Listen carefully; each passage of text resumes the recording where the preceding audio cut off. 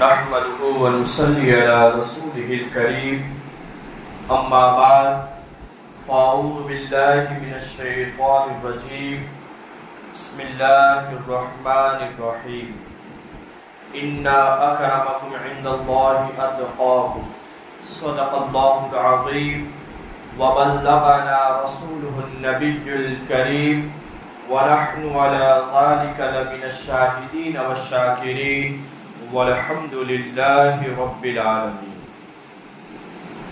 ان الله وملائكته يصلون على النبي يا ايها الذين آمنوا صلوا عليه وسلموا تسليما اللهم صل على سيدنا ومولانا محمد وعلى ال سيدنا ومولانا محمد وبارك وسلم صلاة وسلام عليك يا رسول الله صلى الله عليه وسلم.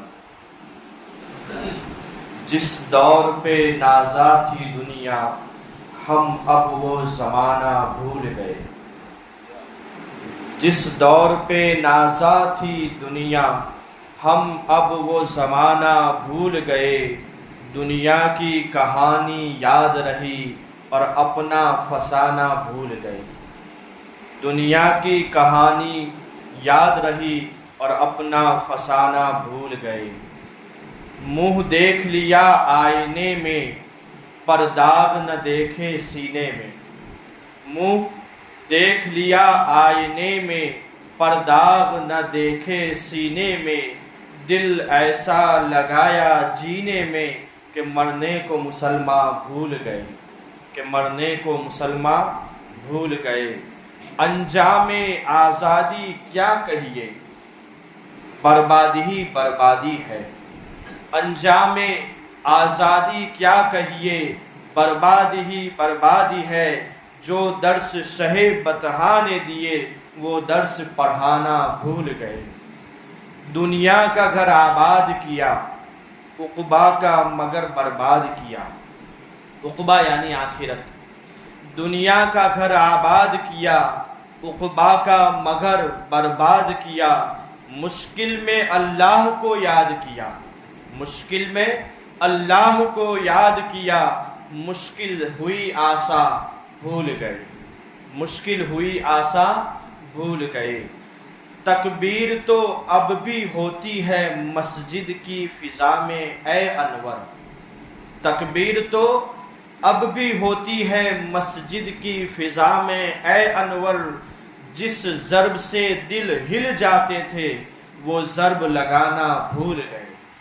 جس ضرب سے دل ہل جاتے تھے وہ ضرب لگانا بھول گئے. جس دور پہ نازا تھی دنیا ہم اب وہ زمانہ بھول گئے. ہم اب وہ زمانہ بھول گئے. ایک مرتبہ درود شریف پڑھ لیجیے. اللہم صلی علی سیدنا و مولانا محمد وعلی آل سیدنا و مولانا محمد وبارک وسلم. صلاة و سلام علیک یا رسول اللہ صلی اللہ تعالی علیہ وسلم. اللہ کا بے پناہ شکر ہے کہ اللہ نے ہمیں اچھی سی اچھی نعمتوں سے نوازا. اور یہ نعمتیں بے شمار نعمتیں ہیں جس کا شمار کرنا جس کی گنتی ہم نہیں کر سکتے. یہ اللہ ہی کا شکر ہے کہ اللہ نے ہمیں نعمتیں عطا فرمائی. انہی نعمتوں میں سے ایک عظیم اور اہم نعمت جو ہے وہ ہے عزت. اللہ نے ہمیں عزت جیسی نعمت سے نوازا. کیونکہ جہاں عزت ہوتی ہے انسان خوش رہتا ہے. جہاں ذلت ہو جہاں عزت نہ ہو انسان غمگین رہتا ہے. تو پتہ چلا عزت یہ بھی ایک بہت بڑی نعمت ہے. اور آج ہم اس عزت کو کس طرح دیکھتے ہیں. کوئی کہتا ہے کہ دیکھو اس کے پاس رہنے کے لیے بڑا محل ہے مکان ہے. اس کے پاس سفر کرنے کے لیے بڑی گاڑی ہے. اس کے پاس اچھے سے اچھا کھانا ہے. یہ عزت والا. ہم یہ سوچتے ہیں. دنیا یہ سوچتی ہے کہ کسی کے پاس رہنے کے لیے بڑا مکان ہو محل ہو وہ عزت والا ہے. کھانے کے لیے اچھے سے اچھے کھانے ہو، اچھے سے اچھی غذائیں ہو، ہم عزت والا سمجھتے ہیں۔ سفر کرنے کے لیے اچھی سے اچھی گاڑی ہو، اچھی سے اچھی کمپنی کی گاڑی ہو، ہم سمجھتے ہیں عزت والا ہے۔ اچھے سے اچھا لباس پہننا ہو، کپڑا پہننا ہو، ہم اس کو عزت والا سمجھتے ہیں۔ اچھے سے اچھا ایجوکیشن والا ہو، چاہے وہ وکیل ہو، ڈاکٹر ہو، انجینئر ہو، ہم سمجھتے ہیں عزت والا ہے، اس کی سماج میں عزت ہے۔ ہم نے ایجوکیشن کو بھی عزت والا سمجھ لیا دنیا کے طور پر، اسی لیے ہم دین کو چھوڑ کر دنیا کے ایجوکیشن کی طرف لگ گئے، کیونکہ ہم نے دنیا کی جو ایجوکیشن ہے دنیا کا، اس کو ہم نے عزت والا سمجھا۔ بہرحال بتانے کا مقصد یہ ہے کہ دنیا میں کئی طریقے سے عزت کو شمار کیا جاتا ہے، لیکن ہم ذرا غور کریں کہ اے اللہ، اے رب العالمین، دنیا تو یہ کہتی ہے کہ یہ عزت والا، وہ عزت والا، جس کے پاس مکان ہے وہ عزت والا، جس کے پاس گھر ہے وہ عزت والا، جس کے پاس گاڑی ہے وہ عزت والا، جس کے پاس دولت ہے وہ عزت والا، لیکن رب العالمین تیرے نزدیک کون عزت والا؟ تو کسے عزت والا سمجھتا ہے؟ تو کسے عزت والا دیکھتا ہے؟ تو رب العالمین قرآن میں ارشاد فرماتا ہے ان اکرمکم عند اللہ اتقاکم، کہ لوگوں سنو، تم میں سب سے زیادہ عزت والا، سب سے زیادہ مکرم وہ ہے جو سب سے زیادہ اللہ سے ڈرتا ہے۔ جو سب سے زیادہ اللہ سے ڈرتا ہے وہی عزت والا ہے، وہی مکرم ہے، وہی عزت پانے والا ہے۔ تو قرآن کی آیت سے پتا چلا سب سے زیادہ عزت والا وہ ہے جو سب سے زیادہ اللہ سے ڈرتا ہے، اللہ کا خوف پیدا کرتا ہے۔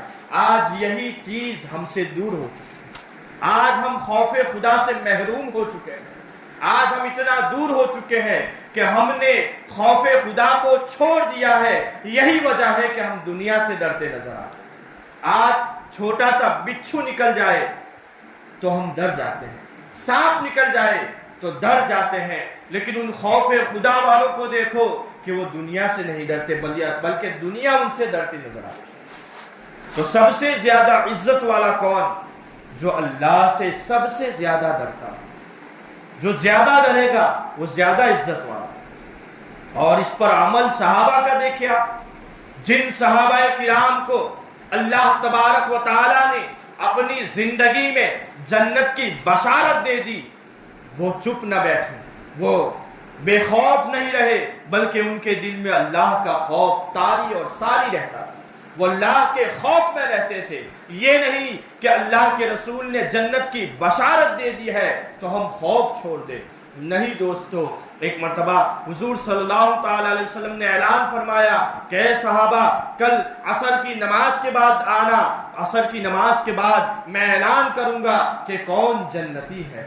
دوسرے دن تمام صحابہ کرام تشریف فرما ہے، حضور صلی اللہ تعالی علیہ وسلم تشریف فرما ہے، صحابہ کرام بھی موجود ہے۔ حضور صلی اللہ تعالی علیہ وسلم نے ارشاد فرمایا ابو بکر جنتی ہے، عمر جنتی ہے، عثمان جنتی ہے، علی جنتی ہے۔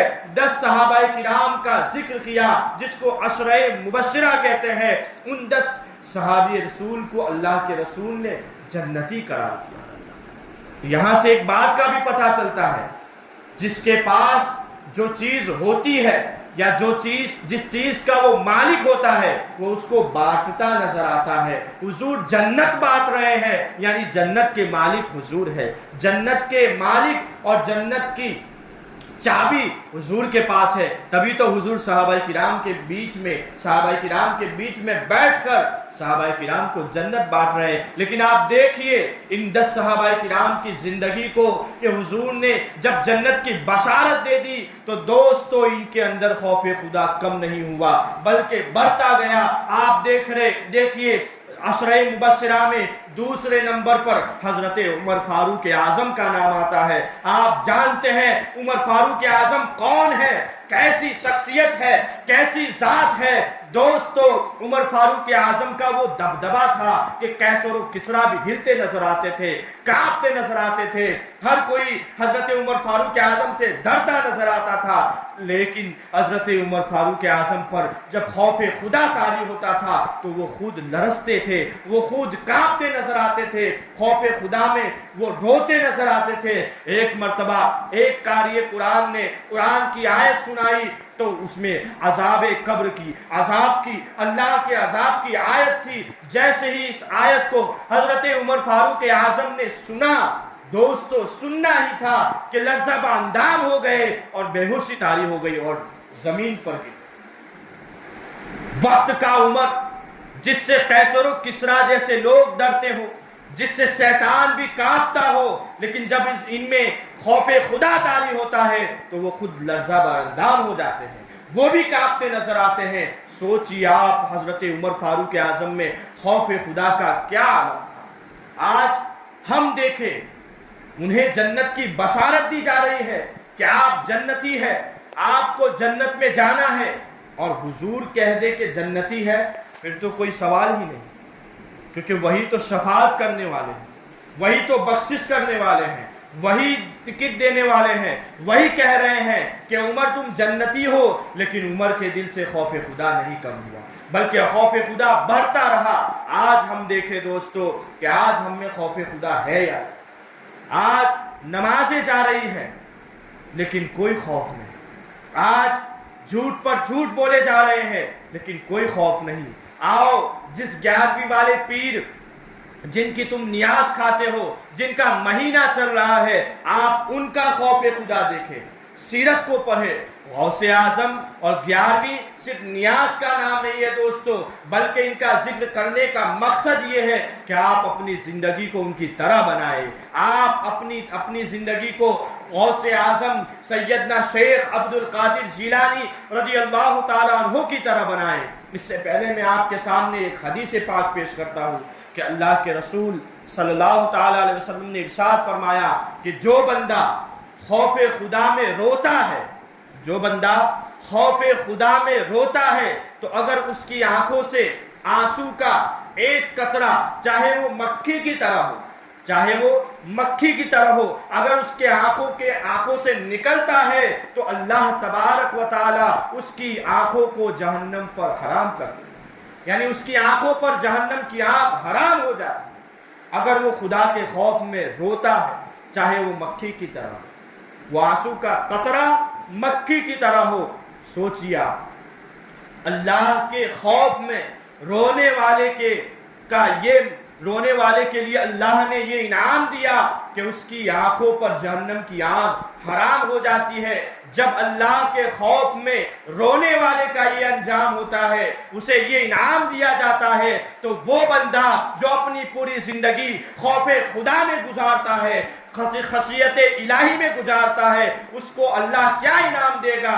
سوچئے آپ، اگر کوئی بندہ، میرا وجدان کہتا ہے، اگر کوئی بندہ اپنی پوری زندگی جب تک موت نہ آ جائے اللہ کے خوف میں گزارے گا، اس پر بھی جہنم حرام ہو جائے گا، اسے جنت میں بھیج دیا جائے گا، کیونکہ وہ خشیت الہی میں اپنا وقت گزارے گا، اپنی زندگی گزارے گا۔ اسی لیے بزرگان دین جب بھی خوف خدا میں روتے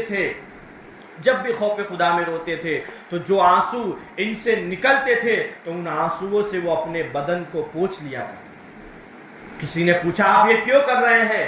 فرماتے ہیں کہ تم نے کیا نہیں سنا کہ ہمارے آقا صلی اللہ تعالی علیہ وسلم نے ارشاد فرمایا ہے کہ جو شخص خوف خدا میں روتا ہے اس کی آنکھوں کو جہنم کی آگ نہیں جلا سکتی، تو میں اپنے بدن پر ان آنسوؤں کو ملتا ہوں، میرے بھی بدن کو جہنم کی آگ نہیں جلا۔ سوچئے آج ہمارا عالم کیا ہے؟ کیا ہم کبھی خوف خدا میں، کبھی ہمیں احساس بھی ہوا خوف خدا کا، کبھی احساس بھی ہوا ہمیں؟ رونے کی بات تو دور ہے، آج ہم تو مذاق میں اتنا گر چکے ہیں کہ چھوٹی سی چھوٹی بات میں ہم مذاق کرتے نظر آتے ہیں، ہنسنے کے لیے ہم प्रोग्राम देखते नजर आते हैं, हंसने हंसाने के लिए हम झूठ बोलते नजर आते हैं, हंसने के लिए हम लोग अपना वक्त जाया करते नजर आते हैं। 1 घंटा 2 घंटा हम बैठते हैं, किसी ने पूछा क्यों बैठते हो? बस हंसी मजाक के लिए। अरे चंद मिनट अल्लाह की बारगाह में आकर, अल्लाह की बारगाह में रोकर तो देखो, अल्लाह की बारगाह में खौफे खुदा में आंसू निकाल कर तो देखो। तुम्हारा 1-2 घंटा वहां बैठना जाया हो जाएगा, लेकिन अल्लाह की बारगाह में तुम बैठकर रोओगे तो ये तुम्हारे लिए बख्शिश का जरिया भी बन सकता है, ये तुम्हारी शफाअत का जरिया बन सकता है। लेकिन हम इन चीजों से दूर हो गए। क्यों? क्योंकि हमने इन बुजुर्गान दीन जिनकी बारगाह में हम जाते हैं, फातिहा भी पढ़ते हैं, इनके नाम से, इनके वसीले से हर चीज मांगते हैं, लेकिन इनकी जिंदगी को नहीं समझते, इनकी हिस्ट्री को नहीं समझते। हम इन लोगों ने जो जिंदगी गुजारी है, खौफ खुदा में, खशियत इलाही में जो जिंदगी गुजारी है, उस तरह जिंदगी गुजार के तो देखो दोस्तों, बगैर मांगे मिलता नजर आए, मुसीबतें ऐसे ही दूर हो जाएगी। बहरहाल तो मैं आपके सामने गौसे पाक के बारे में बताना चाहता हूँ, क्योंकि उनका महीना भी है और उनका महीना हो और उनकी हिस्ट्री ही ना पता हो, उनकी सीरत ही ना पता हो, तो हम चाहे जितनी भी नियाज खा ले कोई फायदा नहीं, हम चाहे जितनी ग्यारहवीं मना ले कोई फायदा नहीं। इन बुजुर्गान दीन की सीरत को पढ़ना चाहिए और इनकी तरह जिंदगी गुजारना चाहिए। और हर बुजुर्ग, हर अल्लाह का वली बगैर सुन्नत रसूल के जिंदगी नहीं गुजारता, ये याद रखिएगा। कोई भी अल्लाह का वली हो, बगैर शरीयत के अपना एक कदम नहीं उठाएगा। यही वजह है कि हजरत जुनैद बगदादी या गालिबन हजरत इमाम ज़ैनुल आबिदीन के बारे में जिक्र है कि उनके पास उनका जिक्र हुआ था, चर्चा हुआ था कि ये अल्लाह के वली है। जुनैद बगदादी ये अल्लाह के वली है, तो एक शख्स उनके घर जाता है और देखता है, लाओ मैं देखूं ये अल्लाह के वली है, मैं जरा तलाश तो करूं क्या ये वाकई में अल्लाह का वली है। तो वो मुसाफिर बन के आया था, 3 दिन तक उनके घर में रहा, खाना पानी भी मिलता रहा, मेहमान था, मेहमान नवाजी भी होती रही। 3 दिन हुए, चौथे दिन वो हुजूर हजरत से सलाम करके दुआ लेकर निकलता नजर आया। हजरत जुनैद बगदादी ने फरमाया कि ऐ बंदे, ऐ मुसलमान, ऐ इंसान, तू आया था, क्या तुझे मिला? कहा हुजूर क्या बात कर रहे हैं, मैं तो ऐसे ही मुसाफिर बन के आया था। नहीं, तू किस लिए आया था? जो चीज तुझे चाहिए थी वो मिली या नहीं? वो रोने लगा और कहने लगा, हुजूर मुझे माफ कर दीजिए। कहा क्या बात है? कहा हुजूर मैं तो जांचने के लिए आया था, मैं तो चेक करने के लिए आया था कि आप अल्लाह के वली है या नहीं।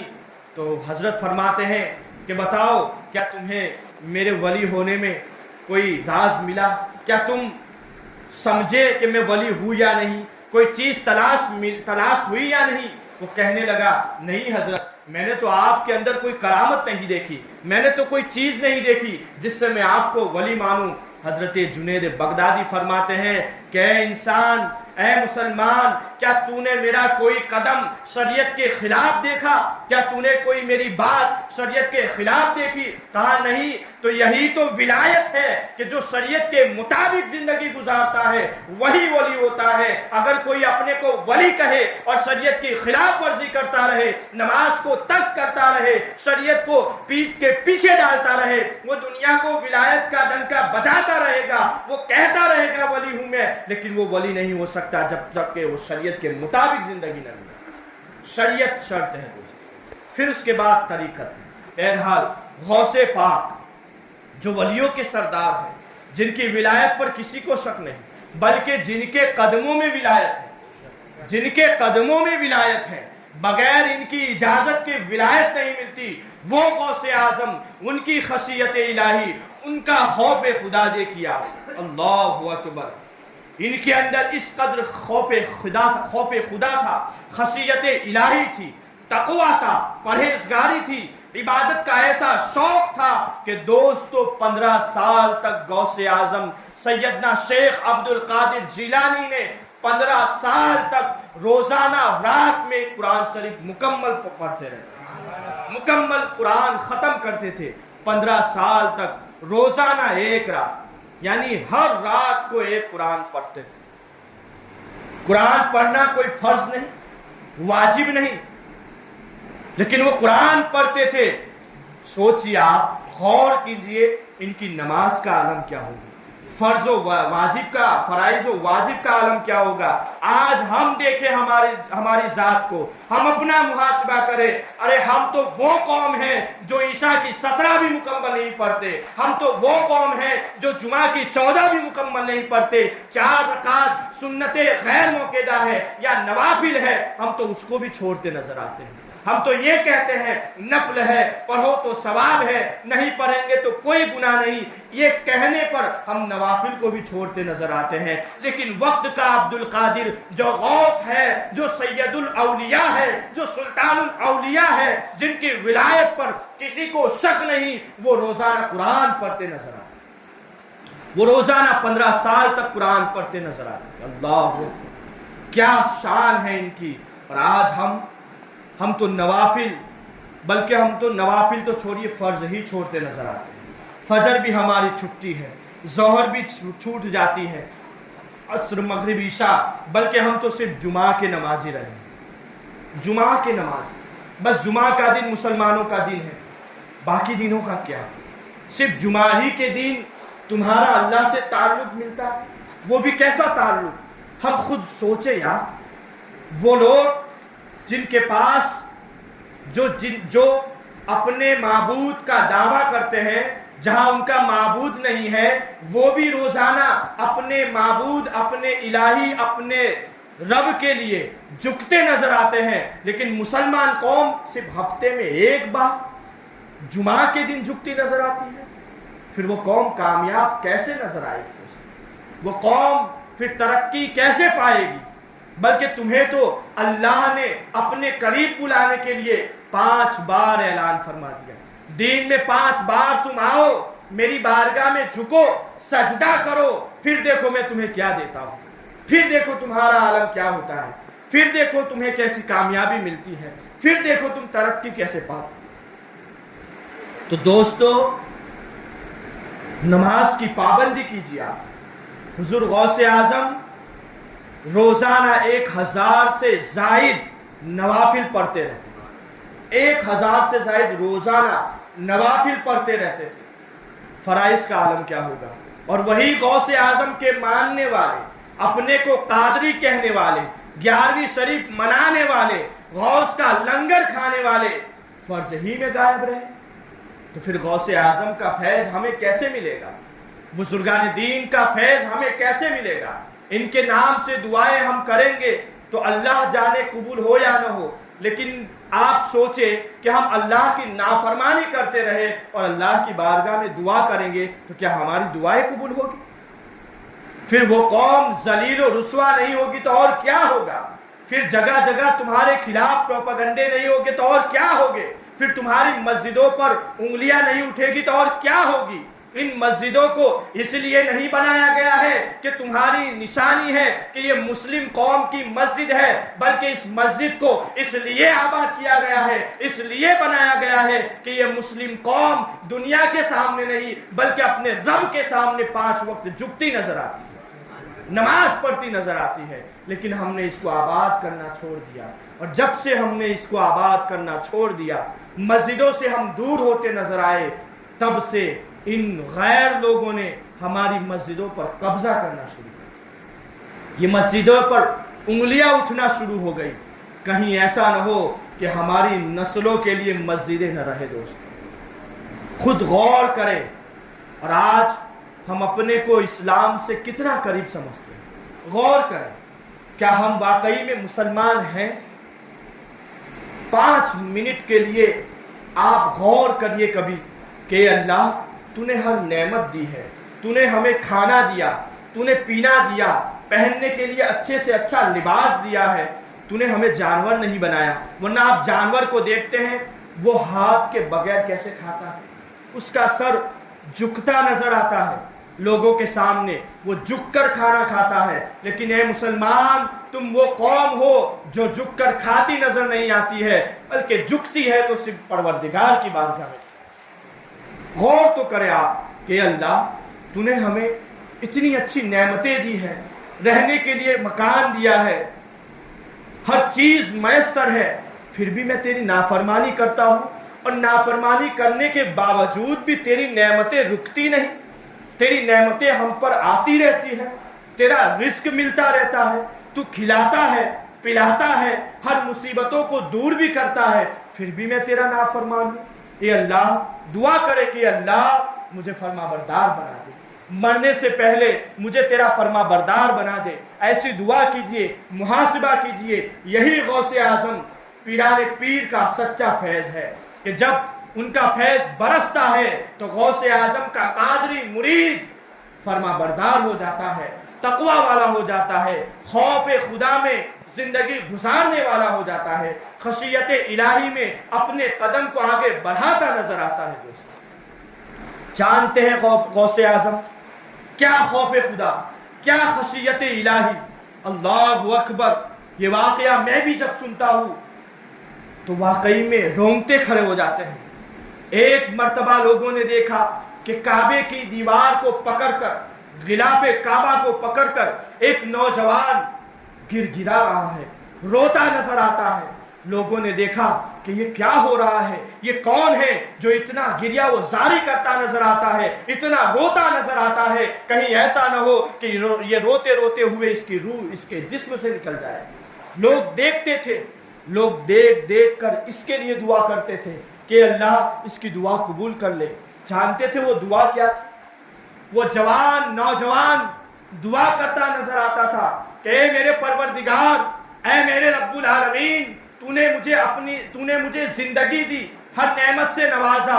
اے رب العالمین، اگر میرے اعمال تیری بارگاہ میں مقبول نہ ہو، حشر کا میدان ہو اور میرے اعمال تیری بارگاہ میں قبول نہ ہو تو اے اللہ حشر کے میدان میں مجھے تو نابینا پیدا فرمانا، اندھا پیدا فرمانا، کیونکہ میں تیری بارگاہ میں کیا چہرہ لے کر آؤں، میں کیا منہ دکھاؤں گا تجھے، لوگوں کے سامنے مجھے حیا آئے گی کہ میں اتنا بڑا گنہگار، اتنا بڑا بدکار حشر کے میدان میں کیا چہرہ دکھاؤں گا۔